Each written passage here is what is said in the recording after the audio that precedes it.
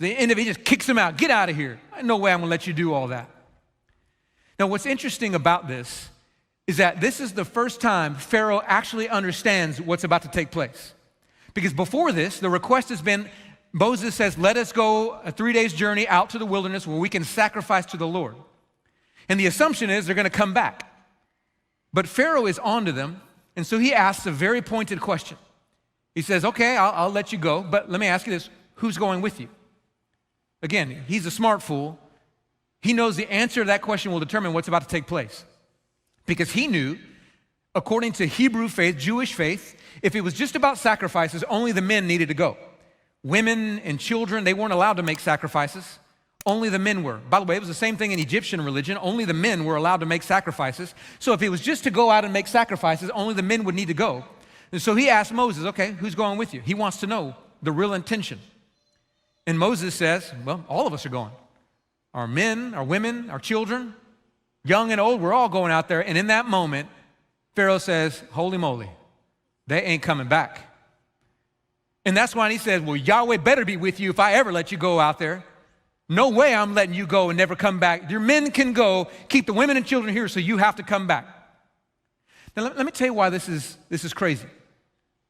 Pharaoh is now 0 for 7 in combating Yahweh.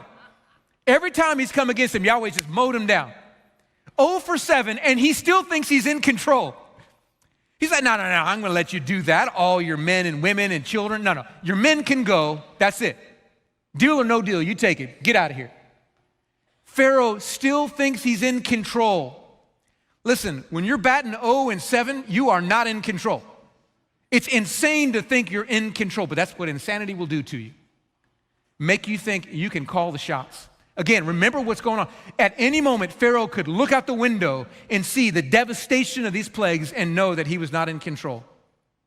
But when you're filled with pride, your brain doesn't work. And you think you can bargain with God. That's what Pharaoh was doing. He thinks he can bargain with God. Okay, I'll give you that, but I'm not going to give you all the women and children. I'm going to go ahead and tell you the clearest sign for you that you are filled with pride is you try to bargain with God. When something happens in your life, you try to barter and bargain with God. I don't like that my marriage right now is feeling the way it is. Okay, God, I'll start going to church if you'll heal my marriage. Like we can bargain with God.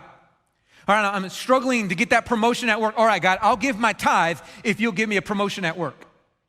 We're going to control God. Someone in our family is sick, and we go, okay, if I got to mentor a kid, if I do that, God, then you heal my family member, I'll do it. Like we can barter with God. Let me tell you why that's insane. He owns everything. We don't have a chip to barter with. It'd be like me going to Jeff Bezos going, all right, brother, I got $10 right here. I'll buy all your Amazon stock from you. That's insane. He's not going to give me his stock for $10. He doesn't need my $10. God doesn't need whatever little thing we have to offer him.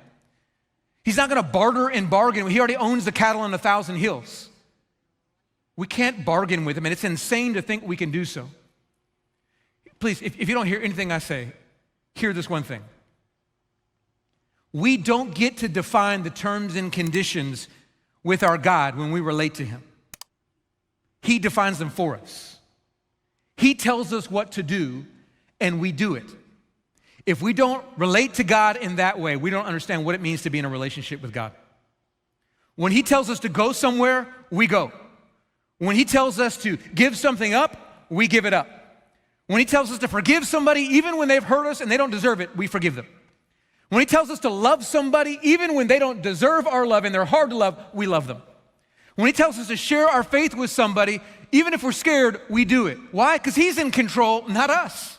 He defines the terms and conditions, not us. That's the only sane way to relate to an infinite God who created us and owns everything.